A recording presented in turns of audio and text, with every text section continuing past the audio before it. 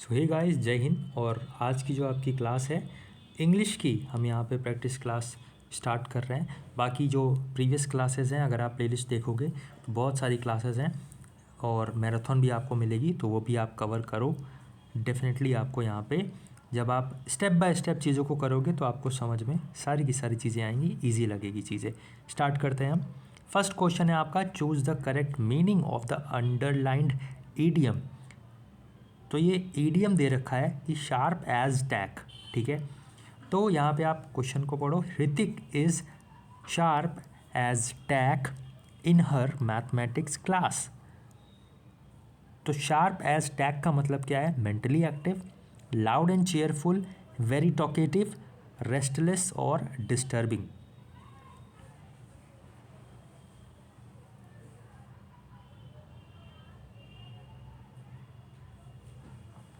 तो correct answer यहाँ पे बनेगा mentally active. Option A correct answer होगा। आगे बढ़ते हैं। It is advisable not to use a lift when there is a fire in a building. तो यहाँ पे पूछ रहा है कि सेंटेंस में कोई एरर है क्या? Rectify the error. रेक्टिफाई का एक अच्छा वर्ड है रेक्टिफाई, जिसका मतलब होता है इम्प्रूव करना या करेक्ट करना, ठीक है, ध्यान रखेंगे। तो यहाँ पे पूछ रहा है it is advisable not to use a lift when there is a fire in a building. तो देखो, अब यहाँ पे हम इट वॉज एडवाइजेबल तो कर नहीं सकते क्योंकि सेंटेंस पूरा प्रेजेंट में है। पास्ट में हम क्यों करेंगे भाई, ठीक है। इट के साथ आर लगेगा नहीं। इट इज़ एडवाइजिंग नहीं होगा, तो नो इम्प्रूवमेंट यहाँ पे करेक्ट आंसर होगा। क्यों? ध्यान रखेंगे क्योंकि जनरल स्टेटमेंट जो होता है वो आपका सिंपल प्रेजेंट टेंस में होता है। Simple present, it is simple present, ठीक है, ध्यान रखेंगे। आगे बढ़ते हैं। जनरल स्टेटमेंट अगर मैं बोलूँ क्या होता है, तो जनरल स्टेटमेंट का मतलब कोई ऐसी बात जो आपको पता हो कि हाँ यार ये तो है ही है। कि आप देखोगे, अगर लिफ्ट आप कभी चढ़ोगे या कभी चढ़े होगे तो आपने पढ़ा होगा do not use it when there is a fire, ठीक है। तो इस तरीके से है, तो फिर बोला जाता है स्टेयर्स से जाना, लिफ्ट से मत जाना, वो केबल वगैरह होते हैं टूट जाते हैं, राइट। जनरल सेंटेंस आपके। आगे बढ़ते हैं। कुछ ऐसे वर्ड्स आते हैं ना जिसमें आपको स्पेलिंग एरर पूछता है, जैसे कि ये है, तो ऐसे क्वेश्चंस में आपको ध्यान रखना है पूछा क्या गया है। Find the incorrectly spelled word. जो इनकरेक्टली स्पेल्ड है वो आपको बताना है। कई बार क्वेश्चन में क्या पूछेगा? Find the correctly spelled word, ठीक है। तो क्वेश्चंस को भी आपको ध्यान से पढ़ना है पूरा पूरा। वो आप जब प्रैक्टिस करोगे ना तो तुरंत आपको समझ में आने लगेगा कि यहाँ पे क्या कीवर्ड है जिससे हम क्वेश्चन को सॉल्व कर सकते हैं। फिलहाल के लिए अगर हम यहाँ पे देखें, सही आंसर आपका बनेगा बिज़ारे, ठीक है। बिज़ारे यहाँ पे आप देख सकते हो डबल जेड नहीं होगा, इसकी जगह पे क्या होगा? डबल आर होगा। कमेंट बॉक्स में आपको इस बिज़ारे वर्ड का मीनिंग बताना है। एक अच्छा वर्ड है जिसका सिनोनिम या एंटोनिम भी आपसे पूछ लेता है। आपके लिए होमवर्क है ये। हम आगे बढ़ते हैं। He was disappointed dash not being allowed to go to the mall. तो disappointed in, disappointed at, disappointed for या फिर disappointed to. So correct answer यहाँ पे आपका बनेगा option number B, that is disappointed at. जब हम डिसअपॉइंटेड एट समथिंग की बात करते हैं, किसी चीज़ पर, ठीक है, इसलिए यहाँ पे आपका क्या होगा? Disappointed eight. ये स्क्रीन कुछ काम सही से कर नहीं रही है मेरे को लग रहा है, कोई नहीं, चलो आगे बढ़ते हैं। तो he was disappointed at not being allowed to go to the mall. उसे मॉल जाने की अनुमति नहीं दी गई, इसलिए वो क्या हो गया? डिसअपॉइंटेड हो गया बेचारा या बेचारी, ठीक है। आगे बढ़ते हैं। नेक्स्ट क्वेश्चन है आपका, all the files are routed dash the HR of the department. तो over the HR, along the HR, across the HR या फिर थ्रू द HR। अगर आप थोड़ा सा डीपली देखोगे ना, बहुत इजीली आपको आंसर्स मिलेंगे। बस क्वेश्चंस को पढ़ के उसकी मीनिंग समझ के उसको अटेंड करना, डेफिनेटली आप आंसर तक पहुंचोगे। Routed through the HR of the department. ठीक है, फाइल जो है वो सारी की सारी HR के थ्रू होके जाएंगी आगे। ओके, आगे बढ़ते हैं। तो HR के through, option D correct answer. Next है प्रोफेशनल का एंटोनिम पूछा है, इजी है, बताइए फिर क्या होगा। यहाँ पे आपको ध्यान रखना है, आंसर इसका होगा एमेच्योर। ठीक है, एमेच्योर आप सुनोगे तो बहुत लोग बोलते हैं कि बहुत एमेच्योर लड़का है, बहुत एमेच्योर लड़की है, अजीब सा हरकत करता है, ये अजीब सा हरकत करती है ना। तो अगर हम यहाँ पे इसका और डिटेल में थोड़ा सा देखें तो एमेच्योर मतलब वो होता है जो कि प्रोफेशनल नहीं है, जो कि अपने खुशी के लिए, जो कि अपने आनंद के लिए चीज़ों को करता है। जैसे कि कुछ कुछ होते हैं, कहते हैं मुझे यार गिटार बजाने का मन करता है, या गिटार बजाना अच्छा लगता है। ठीक है, और कुछ लोग क्या कहते हैं कि गिटार ही मेरा पैशन है, मैं गिटार से ही अपना फ्यूचर बनाऊंगा। तो जो गिटार से ही अपना फ्यूचर बनाऊंगा ये प्रोफेशनल फिर बनेगा भाई। लेकिन जो कह रहा है कि मुझे गिटार बजाना अच्छा लगता है, कभी कभी मैं बजा लेता हूँ, तो वो मतलब ये नहीं है कि वो उस पर पूरा फुल्ली फोकस्ड है या फिर आगे तक उसको ले जाएगा। बात को समझना, जो सिर्फ मज़े के लिए चीज़ों को कर रहा है वो भी आएगा आपका एमेच्योर में, बट जो डिटेल में जा रहा है, चीज़ों को डीपली देख रहा है, वो आएगा प्रोफेशनल में। ठीक है, आगे बढ़ते हैं। नेक्स्ट क्वेश्चन आपकी स्क्रीन पर ये रहा। क्वेश्चंस अच्छे लग रहे हैं आपको, चीज़ें समझ में आ रही हैं तो डेफिनेटली लाइक करके शेयर जरूर करिएगा, फैमिली को सपोर्ट करिएगा, सब्सक्राइब करके बेल बटन दबाइएगा, जिससे आने वाले दिनों में आपको सभी क्लासेस का नोटिफिकेशन मिलता रहेगा।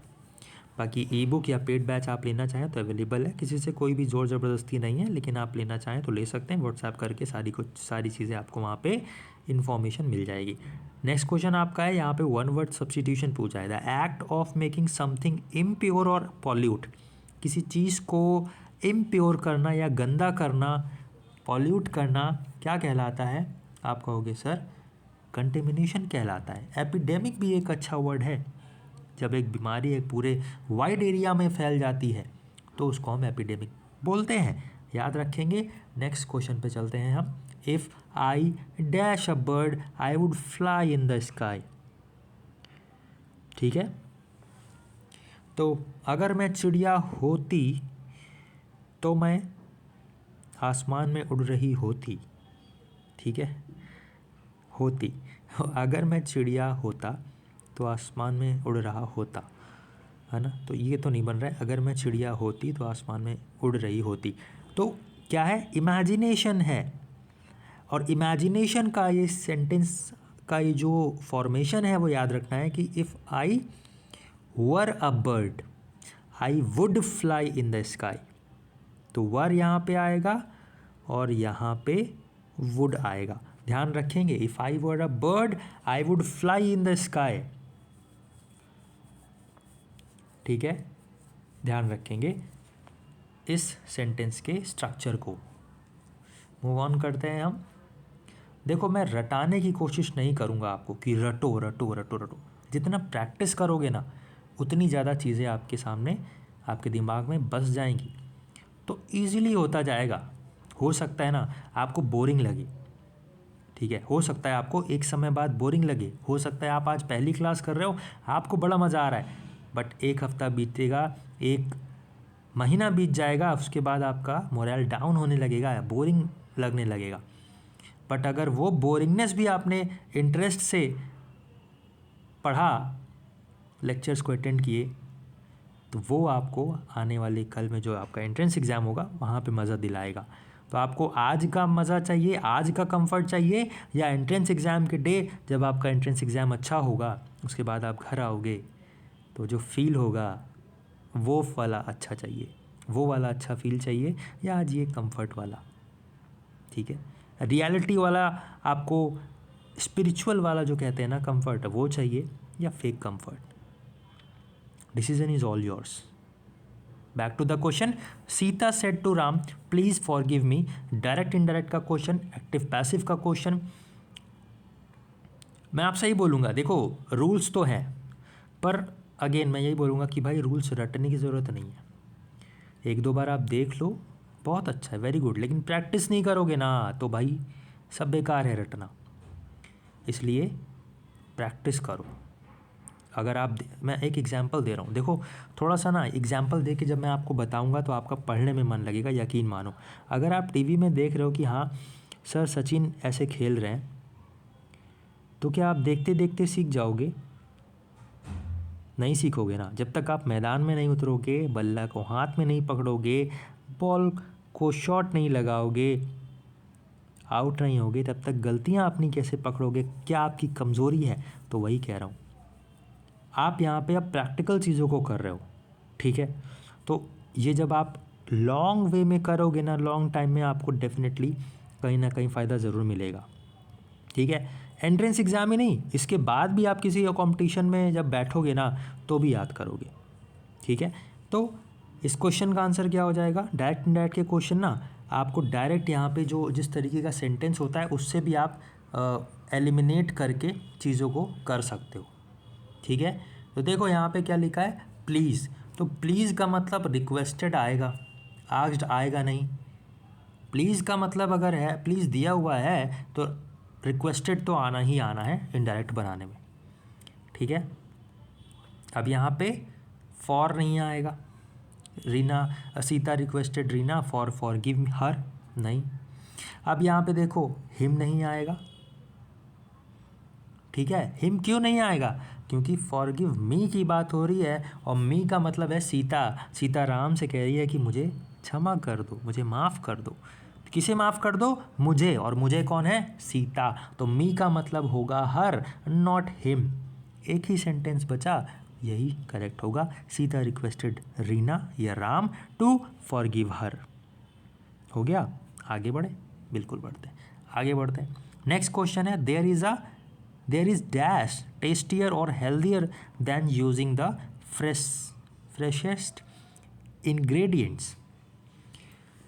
There is dash tastier or healthier than using the freshest ingredients. तो यहाँ पे क्या होगा? There is nothing tastier or healthier than using the freshest ingredients. ठीक है। आप सब्जी जो जैसे लाते हो तो बासी सब्जी आप ले आओ, ठीक है।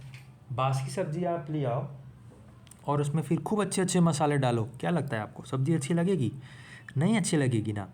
लेकिन आप वही सब्ज़ी फ्रेश लेकर आओ, फ्रेश सब्ज़ी लेकर आओ और उसमें हल्का फुल्का भी अगर मसाला डाल के बनाओगे ना, अच्छी लगेगी खाने में। You all know it. वही कह रहा है कि देयर इज़ नथिंग टेस्टियर और healthier then using the freshest ingredients. Freshest ingredients को यूज़ करने के अलावा कुछ भी नहीं, टेस्टियर और हेल्दियर कुछ भी नहीं है, टेस्टी और हेल्दी कुछ भी नहीं है, ठीक है। तो देयर इज़ नथिंग, ध्यान रखेंगे। मैंने बोला आपको कि अगर आप सेंटेंस को पढ़ के सेंटेंस की मीनिंग समझोगे, फील करोगे ना, डेफिनेटली आप आंसर तक पहुंचोगे। सारे के सारे ऑप्शन एक बार देखना ज़रूर भाई को एग्ज़ाम में। एक ऑप्शन आप देखकर टिक मारोगे ना, पक्का गलत होगा। जानबूझकर ऐसे ऑप्शंस रखे जाते हैं, तो अवेयर रहना है, सारे के सारे ऑप्शंस पढ़ने तब आंसर तक जाना है। नेक्स्ट क्वेश्चन है आपका अगेन वन वर्ड सब्स्टिट्यूशन का। A person who can use his both hands with equal skills. दोनों हाथों को एक जैसी कुशलता से यूज़ करता है, इस्तेमाल करता है, उसको हम कहते हैं एम्बीडेक्स्टरस। और डेक्स्टरस हम उसे कहते हैं जो यहाँ पे बोला जाता है कि दक्ष है, दक्षता रखता है, ठीक है, जो एलिजिबल है, जो कुशल है, जो कर सकता है काम को। और एम्बीडेक्स्ट्रस हम उसे बोलते हैं जो कि दोनों हाथों से अपने जो है काम को कर सकता है। तो फ़िलहाल के लिए बस इतना ही। फैमिली में नए हैं तो आप सब्सक्राइब करके बेल बटन दबा सकते हैं। फैमिली को आगे बढ़ाइए, शेयर करिए अपने सभी फ्रेंड्स कलीग्स के बीच में। और कोई भी क्वेरी है तो व्हाट्सएप करके पूछ सकते हैं। पेड बैच या ई बुक लेनी है तो व्हाट्सएप करके आप ज्वाइन कर सकते हैं। फ़िलहाल के लिए बस इतना ही, यही बोलूँगा।